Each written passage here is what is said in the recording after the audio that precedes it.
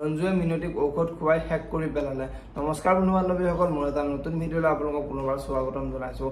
ৰংচালৰ সম্প্ৰচাৰিত হৈ থকা অদম্য যাত্ৰাৰ ধাৰাবাহিকখনৰ আজিৰ খণ্ডটি চাবলৈ বহুত বেছি ইণ্টাৰেষ্টিং হ'বলৈ গৈ আছে।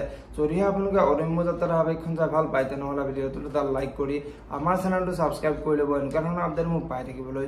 অদম্য যাত্ৰাৰ ধাৰাবাহিকখনৰ আজিৰ খণ্ডত দেখিবলৈ পাব বন্তিয়ে কান্দি কান্দি মোৰ বাবে দেউতাই বহুত কষ্ট পালে বুলি মাক আৰু ৰঞ্জুৰ আগত ক'ব, আৰু তেতিয়া ৰঞ্জুৱে তোৰ বাবে দেউতাৰে একো কষ্ট পোৱা নাই, এই সকলোবোৰ কলা যাদুৰ বাবে হৈছে, তোৰ আজি সংসাৰখন কেৱল কলা যাদুৰ বাবেই ধ্বংস হ'ল বুলি বন্তিৰ আগত কোৱাত বন্তিয়ে আচৰিত হৈ পৰিব। বন্তিয়ে তুমি এইবোৰ কি কৈছা বুলি ৰঞ্জুক সুধিব, আৰু তেতিয়া ৰঞ্জুৱে এই সকলোবোৰ মিনতিয়ে কলা যাদু কৰি তোৰ সংসাৰখন ধ্বংস কৰিলে বুলি বন্তিৰ আগত কোৱাত বন্তিয়ে আচৰিত হৈ পৰিব।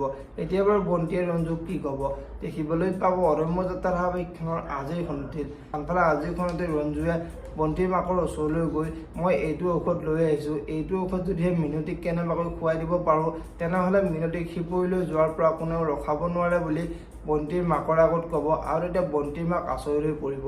এতিয়া বাৰু বন্তিৰ মাক আৰু ৰঞ্জু মিলি মিনতিক শেষ কৰি পেলাব নেকি দেখিবলৈ পাব অদম্য যাত্ৰা ধাৰাবাহিকখনৰ আজিৰ খণ্ডটিত। যদি আপোনালোকে অদম্য যাত্ৰা ধাৰাবাহিকখন চাই ভাল পায়, তেনেহ'লে ভিডিঅ'টোত এটা লাইক কৰি আমাৰ চেনেলটো ছাবস্ক্ৰাইব কৰি ল'ব, এনেকুৱা ধৰণৰ আপডেট মোক পাই থাকিবলৈ। ধন্যবাদ।